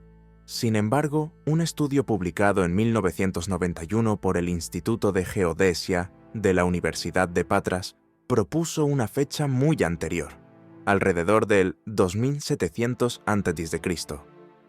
Esa afirmación, basada en técnicas de datación termoluminiscente aplicada a la piedra, generó una fuerte polémica. Si fuera correcta, colocaría a la pirámide de Helinicón como contemporánea, o incluso anterior, a las primeras pirámides egipcias, una idea que, para muchos, resulta difícil de aceptar. La comunidad académica reaccionó con escepticismo. Se cuestionó la metodología, la interpretación de los resultados y la falta de evidencia complementaria. La propuesta fue finalmente desestimada por la mayoría de los expertos, aunque nunca refutada de forma concluyente. Como suele suceder en la arqueología, el margen de incertidumbre permanece. Lo cierto es que, sea cual sea su edad, la pirámide de Helinicón sigue siendo un misterio. Su forma, su aislamiento, su aparente falta de función funeraria y su contexto cultural la convierten en una anomalía dentro del paisaje arquitectónico griego. Y, como ocurre con todo misterio, su sola existencia invita a seguir buscando respuestas. La pregunta sobre su propósito sigue sin respuesta definitiva. Entre las teorías más aceptadas está la de que pudo haber servido como un pequeño bastión defensivo o un puesto de control, debido a su ubicación estratégica en una ruta terrestre importante de la antigüedad. Desde allí, se habría podido vigilar el paso de viajeros y mercancías, lo cual le daría una función claramente práctica. Pero esa hipótesis, aunque plausible, no está respaldada por evidencia concluyente. Otra posibilidad apunta hacia un uso ceremonial o ritual. Algunos investigadores han notado que la orientación de la estructura podría tener relación con fenómenos astronómicos, lo que ha llevado a plantear que la pirámide haya servido como una especie de marcador solar o calendario primitivo. Alineaciones con el solsticio de verano o ciertos patrones de sombra durante el año podrían haber tenido un valor simbólico o agrícola para las comunidades de la región. Sin embargo, estas ideas siguen siendo especulativas y difíciles de comprobar con los restos actuales. Lo que añade peso al misterio es que la pirámide de Helinicón no fue la única. En distintas partes de la región de Argólida se han identificado vestigios de al menos otras dos estructuras piramidales, aunque en estado mucho más ruinoso. Esto sugiere que, durante un periodo determinado, este tipo de arquitectura tuvo cierta relevancia local. La escasez de ejemplos conservados y la falta de inscripciones impiden reconstruir su contexto con precisión, pero refuerzan la idea de que no se trató de una curiosidad aislada. Estas construcciones, aunque modestas en comparación con las pirámides egipcias o mesoamericanas, plantean interrogantes profundos sobre la historia de la arquitectura. ¿Fue la forma piramidal una invención recurrente en diferentes partes del mundo por razones prácticas o simbólicas? ¿O existieron contactos culturales indirectos que propagaron ciertas ideas estructurales? Nadie lo sabe con certeza. Lo único claro es que estas pirámides griegas, silenciosas y apartadas, siguen desafiando el relato tradicional de la historia. Nos recuerdan que el pasado aún guarda secretos, y que incluso en el corazón del mundo clásico hay enigmas que no encajan del todo con lo que creíamos saber. La ausencia de conexión comprobada entre culturas no impide que la forma piramidal haya aparecido una y otra vez, en épocas y lugares distintos. Es como si la humanidad, en diferentes puntos del planeta y sin conocerse entre sí, hubiese llegado a una misma conclusión: que elevar muros en forma de triángulo no solo ofrecía estabilidad estructural, sino también un vínculo simbólico con el cielo, con los dioses o con la eternidad. Tal vez sea por eso que las pirámides, grandes o pequeñas, despiertan tanto asombro. Son más que construcciones, son declaraciones, y en el caso de Helinicón, la declaración no es de poder imperial ni de divinidad faraónica, sino de persistencia, de presencia. Allí, en medio del silencio rural del Peloponeso, la pirámide sigue en pie. No atrae multitudes, ni aparece en las rutas turísticas tradicionales, pero cada piedra colocada con precisión, cada ángulo tallado, cuenta una historia que aún no terminamos de entender. Una historia que habla de creatividad, de conocimiento técnico y de una forma de pensamiento que sigue desconcertando a los expertos. La pirámide de Helinicón no compite con otras maravillas del mundo antiguo. No lo necesita, porque su valor no está en su tamaño, sino en su pregunta no resuelta. Una pregunta que sigue flotando sobre ella, como su sombra al atardecer. ¿Qué sabían realmente los antiguos, que nosotros todavía estamos intentando descubrir? Esa misma pregunta resuena a cientos de kilómetros al sur, en el corazón del antiguo reino de Kush, una civilización poderosa que dominó el Nilo desde el actual Sudán y llegó incluso a gobernar Egipto como faraones. Dejaron templos, ciudades y tumbas, pero hay algo que aún no hemos logrado descifrar: su lengua escrita. El meroítico, idioma del reino de Kush, sigue siendo uno de los grandes misterios sin resolver de la historia antigua. Fue una lengua viva durante siglos, tallada en piedra, inscrita en papiros, hablada por reyes y sacerdotes, y sin embargo, hoy permanece casi completamente incomprensible. La última historia de esta serie nos lleva hasta allí, al silencio de un lenguaje perdido, que aún espera ser escuchado. En las arenas del actual Sudán, al sur de Egipto, floreció durante siglos una civilización tan poderosa como enigmática: el reino de Kush.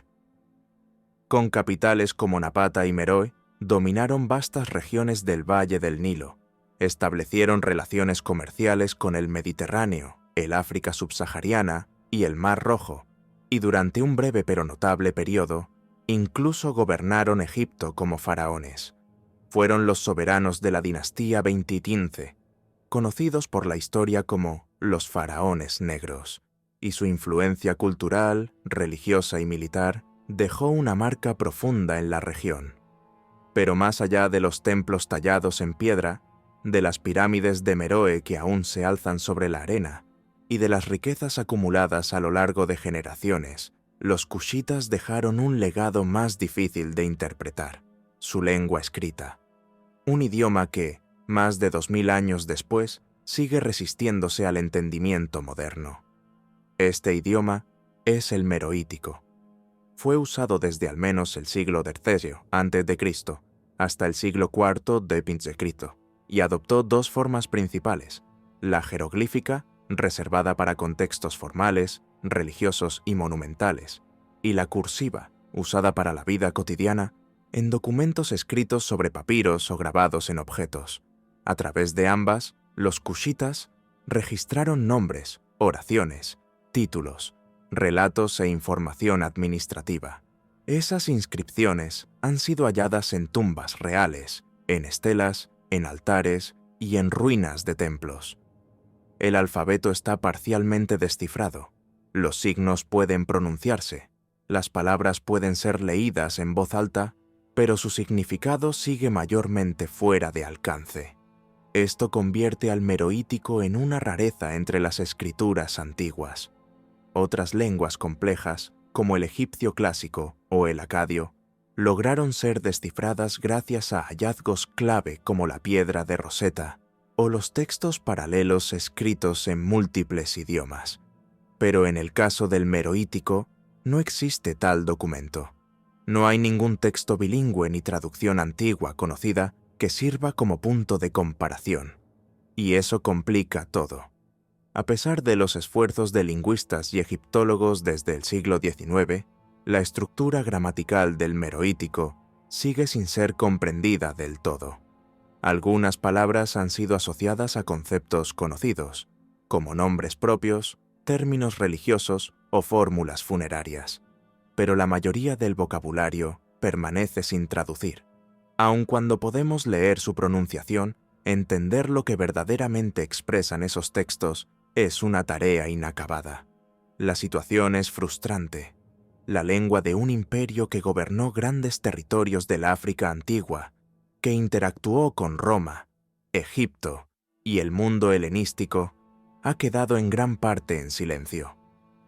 La voz de Kush, una civilización que desafió al poder faraónico, que construyó sus propias pirámides y desarrolló una identidad cultural propia, sigue sin ser escuchada en sus propios términos. El meroítico es, en esencia, una lengua atrapada entre la memoria y el olvido. La conocemos por su forma, pero no por su fondo, y hasta que logremos descifrarla, la historia del reino de Kush seguirá incompleta, a la espera de que una nueva piedra, real o metafórica, nos revele lo que esos antiguos signos intentaron decir desde el corazón del desierto. Ese muro lingüístico no solo impide conocer detalles biográficos de sus gobernantes o aspectos de su administración, también bloquea el acceso a su mundo simbólico, a su mitología, a la forma en que entendían la muerte, lo sagrado, el tiempo.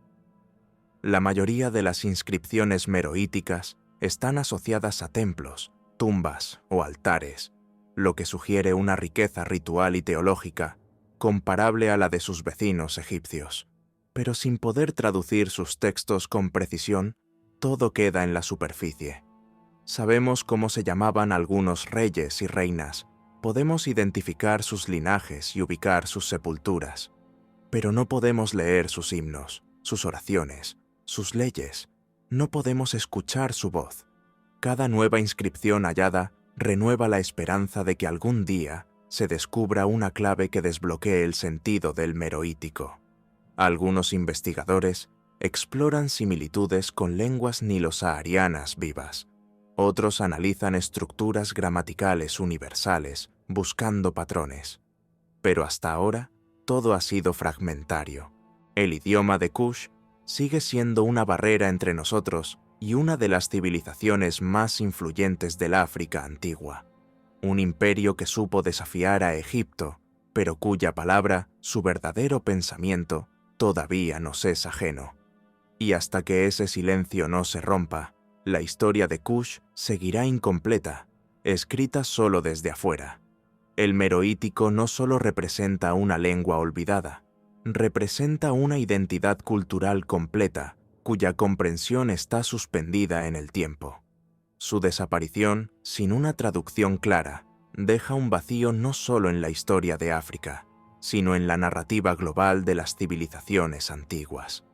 Cada estela que no podemos leer, cada tumba que guarda inscripciones incomprensibles, es una página arrancada del pasado. Hoy, con tecnología avanzada, inteligencia artificial y métodos comparativos más precisos, las posibilidades de avanzar en su desciframiento son mayores que nunca. Pero el progreso sigue siendo lento. No basta con saber qué suena cada signo. Hace falta una conexión cultural más profunda, una intuición lingüística que reconstruya el contexto perdido. Mientras tanto, el meroítico permanece ahí, inscrito en la piedra, esperando. Es uno de los últimos idiomas escritos de la humanidad que aún no han sido descifrados, y su persistencia es una advertencia, que la historia no solo se pierde cuando se destruyen monumentos, sino también cuando se apagan las lenguas que los nombraban. Porque sin lenguaje, una civilización deja de hablar, y el mundo deja de escucharla. Porque sin lenguaje, una civilización deja de hablar, y el mundo deja de escucharla. Y sin embargo, hay veces en que el lenguaje no hace falta, donde lo que se transmite no son palabras, sino actos extremos, miradas salvajes y gritos en medio del combate. En otras latitudes y tiempos distintos, los vikingos dejaron una marca muy distinta, no a través de escrituras incomprendidas, sino a través del terror puro que sembraban en los campos de batalla.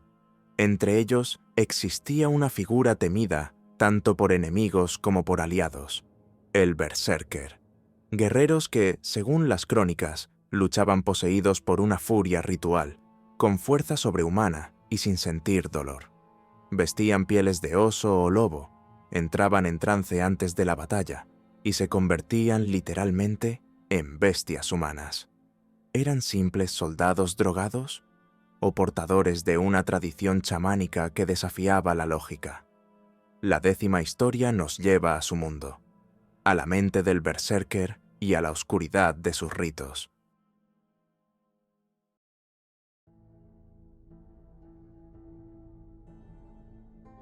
La transformación del berserker no era improvisada ni espontánea, era cuidadosamente provocada.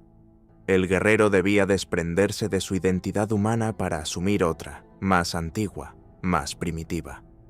Su entrenamiento no solo incluía el uso de armas o técnicas de combate, sino también el dominio del cuerpo y la mente.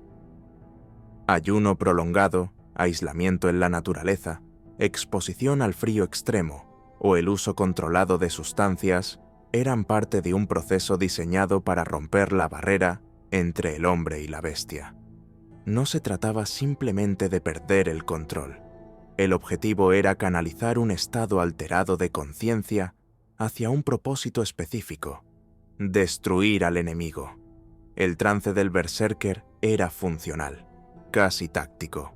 En batalla, sus ataques eran tan rápidos y feroces que los adversarios no podían responder con lógica o estrategia. El terror psicológico que generaban bastaba, muchas veces, para romper las filas enemigas antes del primer choque real. Los relatos también mencionan que los berserkers eran difíciles de detener, incluso después de terminada la batalla. Su furia no desaparecía de inmediato. Algunos tardaban horas en calmarse. Otros atacaban sin distinguir entre aliados y enemigos. Por eso, en tiempos de paz, eran temidos tanto como respetados. No se les consideraba simples guerreros, sino hombres tocados por una fuerza salvaje que podía volverse incontrolable.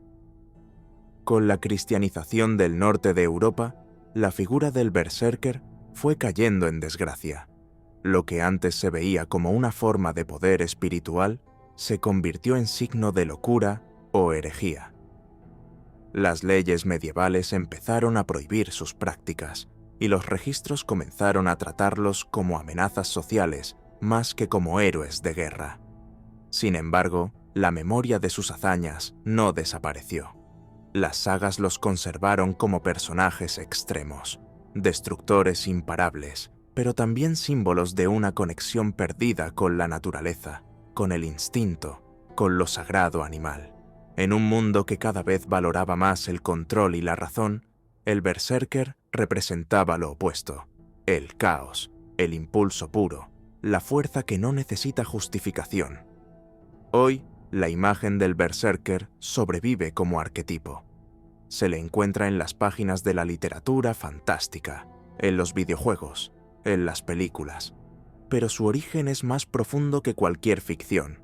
Es el eco de una tradición que entendía el combate no solo como una lucha física, sino como un rito de transformación. Un pasaje breve y violento en el que el hombre, por un instante, se convertía en algo más o en algo menos. El berserker no fue simplemente un soldado exaltado. Fue la personificación de un ideal ancestral que hoy apenas podemos imaginar, la fusión total entre hombre, animal y mito. Su existencia, histórica o simbólica, apunta a una visión del mundo en la que el guerrero no solo peleaba con la espada, sino también con el alma, canalizando fuerzas que lo conectaban con lo salvaje, lo sagrado, lo irracional. Aunque las sociedades modernas hayan abandonado los ritos de sangre y trance, la figura del berserker perdura porque toca una fibra profunda en nuestra memoria colectiva. Nos recuerda que, en algún punto de nuestra historia, la fuerza bruta no era simplemente violencia, sino una forma de conexión con algo más grande, que el cuerpo podía ser un templo, pero también un arma, un canal, un ritual. Y aunque la historia haya intentado relegarlo al folclore o la superstición, su silueta aún se recorta, con piel de oso al viento y ojos encendidos, en la frontera difusa entre lo humano y lo animal. Porque el berserker, más que un personaje del pasado, es un reflejo atávico de aquello que todos llevamos dentro, la capacidad o el temor de perder el control y dejar que lo más antiguo en nosotros tome el mando. Porque el berserker representa ese momento en que la realidad se distorsiona, cuando la percepción del mundo se transforma por ritual, trance o furia. Y esa idea, la de ver algo que no está, o no como creemos, no es exclusiva de los campos de batalla vikingos. En la Europa medieval, otro fenómeno desconcertante invadió los castillos, monasterios y salones de nobles. Una ilusión, una creencia extraña, que llevó a algunos a convencerse de que sus cuerpos estaban hechos de vidrio. Así comienza la historia número 11, un episodio olvidado de la historia médica y cultural de Occidente, donde la fragilidad no era solo emocional, sino también imaginada como física, donde la mente distorsionaba la materia, y lo imposible se sentía tan real como el acero.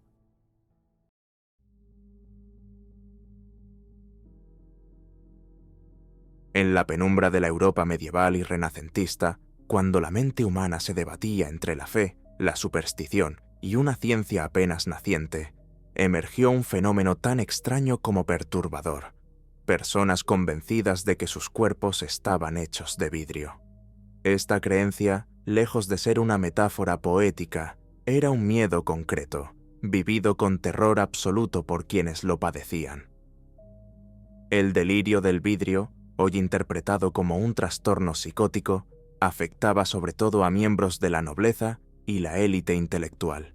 No eran campesinos ignorantes, sino cortesanos, eruditos y hasta reyes. Creían literalmente que eran frágiles como el cristal. Algunos pensaban que sus piernas podían quebrarse con un roce, otros que sus entrañas eran huecas y quebradizas. Caminaban con extrema cautela, evitaban sentarse o abrazar a alguien. Vivían con el temor constante de desmoronarse como una copa caída al suelo. El caso más famoso es el de Carlos VI de Francia, quien durante una de sus crisis ordenó reforzar su ropa con hierro para proteger su cuerpo de cristal. Su miedo no era fingido, lo dominaba, y aunque se le rodeó de médicos y consejeros, nadie logró liberarlo del todo de esa angustia transparente. Este delirio se documentó en múltiples cortes europeas, especialmente entre los siglos XIV y XVII. Y aunque parezca incomprensible desde una mirada moderna, tiene sentido dentro del mundo simbólico de su tiempo. El vidrio era un material precioso, frágil, casi mágico, transparente pero cortante, bello pero mortal si se rompía. Que alguien se creyera hecho de vidrio no era solo una distorsión mental, sino una manifestación del miedo más profundo a quebrarse, a perder la forma, el control, la integridad. La medicina de entonces, basada en los humores y la influencia celestial, no estaba preparada para tratar trastornos psíquicos, y así el delirio del vidrio fue visto como una maldición, una debilidad del alma, un castigo divino, más que como una enfermedad mental. Con el tiempo, la creencia desapareció, sustituida por otros temores más contemporáneos. Pero su rastro persiste como un eco curioso en la historia de la mente humana, una época en la que el cuerpo podía sentirse tan frágil como el alma, y donde la ansiedad tomaba la forma concreta de un cristal a punto de romperse. La ilusión del vidrio fue, en esencia, un espejo deformado de la condición humana, una manifestación del deseo, o del temor, de ser visto con claridad, de revelar cada rincón de la psique, pero también de la incapacidad para soportar esa transparencia. El cuerpo de vidrio no solo era frágil, era expuesto, vulnerable, indefenso ante el juicio ajeno y el peso del propio pensamiento. En ese contexto, el delirio no era una simple patología individual, sino una respuesta al entorno. Un entorno en el que la presión social, la culpa religiosa, el peso del linaje o la exigencia del poder podían quebrar a una persona desde dentro. No sorprende que quienes más lo padecieran fueran figuras rodeadas de protocolo, escrutinio y expectativa. Reyes, cortesanos, estudiosos, hombres que no podían permitirse fallar y que terminaron sintiéndose tan frágiles como el símbolo que los obsesionaba. Desde la mirada actual, ese delirio nos parece lejano, casi fantasioso, pero los mecanismos que lo alimentaban siguen presentes. Hoy ya no tememos rompernos de cristal, pero hablamos de ansiedad, agotamiento, desbordamiento, colapso.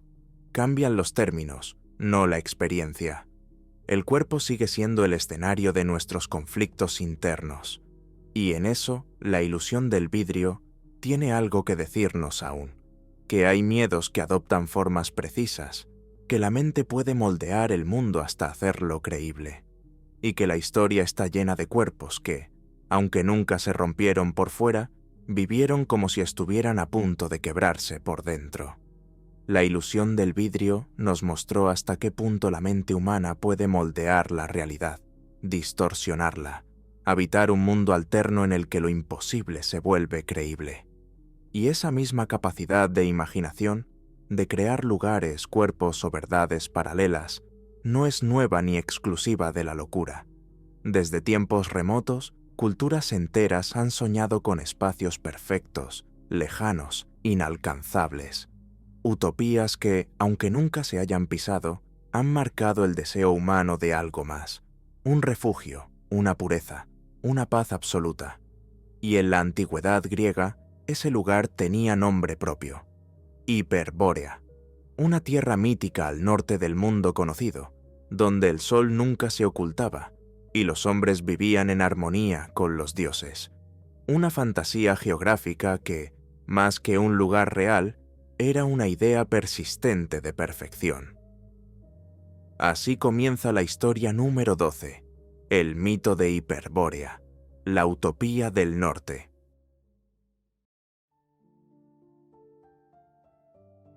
Mucho antes de que existieran los mapas precisos y las fronteras modernas, el mundo conocido por los griegos estaba rodeado de un misterio tan vasto como el mar, y más allá de ese misterio, más allá del frío, del viento del norte y de las tierras bárbaras, decían que existía un lugar donde el sol nunca se ocultaba, donde los hombres vivían en paz, sin enfermedades ni guerras. Lo llamaban Hiperbórea. El nombre mismo significa más allá del Bóreas, el viento del norte. Para los griegos, Bóreas traía el invierno, la dureza, la agitación del mundo. Pero detrás de él, en lo más remoto del mundo, estaba la promesa de lo opuesto: la calma, la luz, la eternidad. Hiperbórea era mucho más que un punto cardinal. Era una utopía. Los relatos antiguos hablaban de una tierra en la que los días eran eternos, las estaciones suaves, y los hombres, los hiperbóreos, vivían en completa armonía. Adoraban a Apolo, dios del sol y de la perfección, y según la leyenda, él mismo abandonaba cada año su santuario en Delfos para viajar a esa región lejana, donde descansaba y celebraba junto a ellos rituales que ningún mortal podría presenciar. No había leyes, porque no había crimen. No había médicos, porque no había enfermedad. Y cuando llegaba la hora de morir, los hiperbóreos simplemente se desvanecían en la luz, sin dolor ni pena. Era una civilización ideal, impalpable, suspendida entre mito y esperanza. Los geógrafos intentaron ubicarla, más allá de Escitia, cerca del círculo polar, en una isla lejana o incluso en las nubes. Para Heródoto era un enigma, para Píndaro un símbolo de perfección, para los neoplatónicos una metáfora del alma en paz. Con el paso de los siglos, algunos incluso la identificaron con la Atlántida, con Thule o con civilizaciones perdidas del norte helado. Pero la verdad es que Hiperbórea nunca estuvo en un mapa. Estaba en el horizonte de la imaginación. Era un espejo invertido del mundo griego. Donde ellos veían conflicto, Hiperbórea ofrecía armonía. Donde había muerte, Hiperbórea ofrecía trascendencia. No era solo un lugar idealizado, era una dirección espiritual. Y aunque nunca se halló evidencia concreta de su existencia, la idea perduró. Porque cada civilización necesita una tierra soñada. Y en el corazón del pensamiento griego, esa tierra perfecta siempre estuvo hacia el norte, donde el frío se transforma en claridad, donde los dioses aún conversan con los hombres, donde la utopía, por un instante, parece real. Ese vínculo profundo con la luz y la divinidad convirtió a Hiperbórea en mucho más que una fantasía geográfica. Era una metáfora del alma en estado puro. Allí, donde el sol no se ocultaba y los dioses caminaban entre hombres, el tiempo parecía detenerse, como si el universo entrara en pausa para contemplarse a sí mismo en equilibrio perfecto. No había urgencia, ni deseo, ni sufrimiento, solo presencia. En ese sentido, Hiperbórea no era una evasión del mundo, sino una visión de cómo el mundo podría ser. Una tierra donde la existencia no era una lucha, sino una celebración constante, donde el hombre no debía conquistar ni construir nada, porque todo ya estaba en armonía. Y esa idea, tan poderosa, atravesó siglos de pensamiento griego y resonó en muchos otros imaginarios posteriores. Filósofos, poetas y místicos encontraron en Hiperbórea una forma de hablar del alma iluminada, del retorno a un origen perfecto. Como ocurre con todos los mitos persistentes, su verdad no dependía de su existencia física, sino de su necesidad simbólica. Hiperbórea era ese lugar que todos, en algún momento, anhelan alcanzar, donde el espíritu descansa, donde el yo se diluye, donde la vida no duele.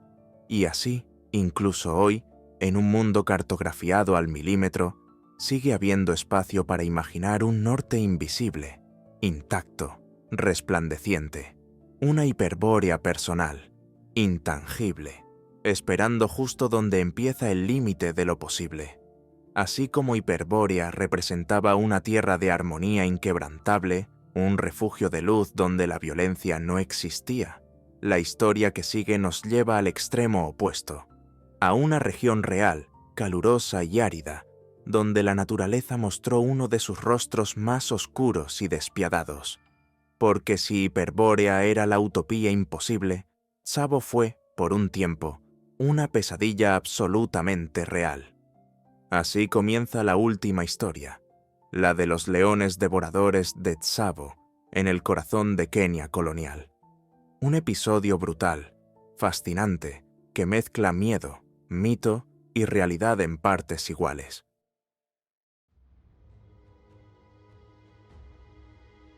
En 1898, En pleno auge del Imperio Británico, una ambiciosa obra de ingeniería buscaba unir Mombasa con el lago Victoria a través de una línea ferroviaria que atravesaría los vastos y salvajes paisajes de Kenia. Era un símbolo del dominio colonial, del progreso técnico llevado al corazón de África. Pero en la región de Tsavo, donde el sol abrasaba sin tregua y la sabana parecía infinita, el proyecto se encontró con un obstáculo que nadie pudo anticipar. 2 leones sin melena, inmensos, astutos y devoradores de hombres. Todo comenzó cuando los obreros del ferrocarril, en su mayoría trabajadores indios traídos por los británicos, empezaron a desaparecer por las noches. Algunos fueron arrastrados de sus tiendas mientras dormían. Otros simplemente nunca volvieron del campo. Pronto, el miedo se extendió por todo el campamento. Los hombres se negaban a trabajar. Decían que los leones no eran animales comunes, sino demonios encarnados, espíritus vengativos del lugar. El pánico se instaló como una sombra. Las noches se convirtieron en un tormento de ojos abiertos y corazones en vilo. Se reforzaron las empalizadas con espinas, se encendieron fogatas por todo el perímetro, se organizaron turnos de vigilancia armada, pero los ataques continuaban. Los leones parecían sortear cada obstáculo con una inteligencia escalofriante. Eran invisibles hasta que ya era tarde. Elegían a sus presas con una precisión casi quirúrgica. La sensación en el campamento era que no se trataba de una cacería, sino de una guerra. El encargado de la obra, el teniente coronel John Henry Patterson, intentó tranquilizar a la fuerza laboral. Instaló barreras, encendió fogatas, colocó trampas. Nada funcionó. Los ataques continuaban, cada vez más audaces. Los leones parecían no temer ni al fuego ni al ruido. Se deslizaban como sombras en la noche, acechaban en silencio y mataban con precisión quirúrgica. Durante semanas, Patterson montó guardias personales. Pasaba las noches en plataformas elevadas, armado con su rifle, esperando el momento justo. Los cuerpos de las víctimas seguían apareciendo, a veces mutilados, otras veces simplemente desaparecidos. El terror no disminuía. La obra estaba detenida. La moral rota. El dominio británico, por un instante, fue desafiado no por ejércitos enemigos, sino por 2 criaturas silenciosas que cazaban bajo el amparo de la luna africana. Durante meses, el terror paralizó la construcción del puente sobre el río Tsavo. Se estima que más de 30 personas, algunas fuentes elevan el número a 135, fueron asesinadas por los 2 felinos, que actuaban en pareja, algo poco común en leones machos. Era una cacería sistemática, casi metódica. Tsavo se convirtió en sinónimo de muerte. Los ataques no respondían a un patrón predecible.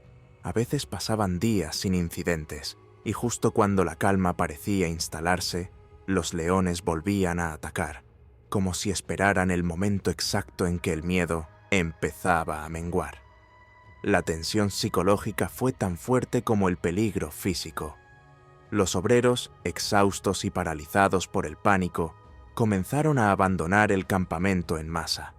El avance de la línea férrea quedó prácticamente congelado. Finalmente, tras largas noches de vigilancia y varios intentos fallidos, Patterson logró abatir a los animales. Uno cayó tras varios disparos y días después, el segundo fue alcanzado y rematado. No fue una caza sencilla. Cada encuentro fue una prueba de paciencia, puntería y nervios de acero. El silencio que siguió a la última bala no fue de celebración, sino de alivio absoluto. La obra del ferrocarril pudo continuar, pero el episodio quedó grabado en la memoria colectiva del imperio. Los cuerpos de los leones fueron desollados y sus pieles acabaron, décadas más tarde, en el Museo Field de Chicago, donde hoy se exhiben los animales disecados, con sus fauces abiertas como testigos inmóviles de aquel horror. Aún hoy, los científicos debaten por qué estos leones se convirtieron en devoradores de humanos. Algunas teorías apuntan a una epidemia que había reducido la población de presas naturales en la zona. Otros creen que uno de los leones sufría una infección dental, lo que le impedía cazar como lo haría normalmente, obligándolo a buscar presas más fáciles. También se ha planteado que, al estar acostumbrados a los cadáveres humanos durante la construcción del ferrocarril, simplemente desarrollaron una conducta oportunista. Pero más allá de las explicaciones biológicas, lo cierto es que, por un tiempo, el dominio británico en África fue desafiado no por ejércitos ni rebeliones, sino por dos criaturas silenciosas, invisibles en la maleza, que recordaron a todos que, en ciertos lugares, la naturaleza sigue mandando. El eco de sus rugidos aún resuena en los relatos, y su historia sigue viva, como una advertencia de lo salvaje que jamás fue domesticado por completo. Hoy viajamos por algunos de los misterios más desconcertantes de la historia. Desde una piedra rúnica que podría reescribir el pasado de América, hasta una tumba de Cristo en Japón. Desde un continente perdido bajo el océano, hasta pirámides en Grecia y un idioma africano aún indescifrado. Exploramos utopías mitológicas, delirios medievales y hasta los rugidos letales de dos leones cazadores de hombres en Tsavo. Si te gustó este contenido, suscríbete al canal para no perderte los próximos episodios llenos de historia, mitos y enigmas del mundo. Déjame saber en los comentarios cuál de estas historias te sorprendió más. ¿Crees que alguna podría tener una explicación que aún no conocemos? Y si piensas que esto puede interesarle a alguien, compártelo ahora mismo.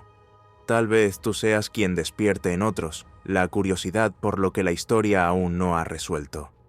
Gracias por acompañarme en este viaje. Nos vemos en el próximo episodio.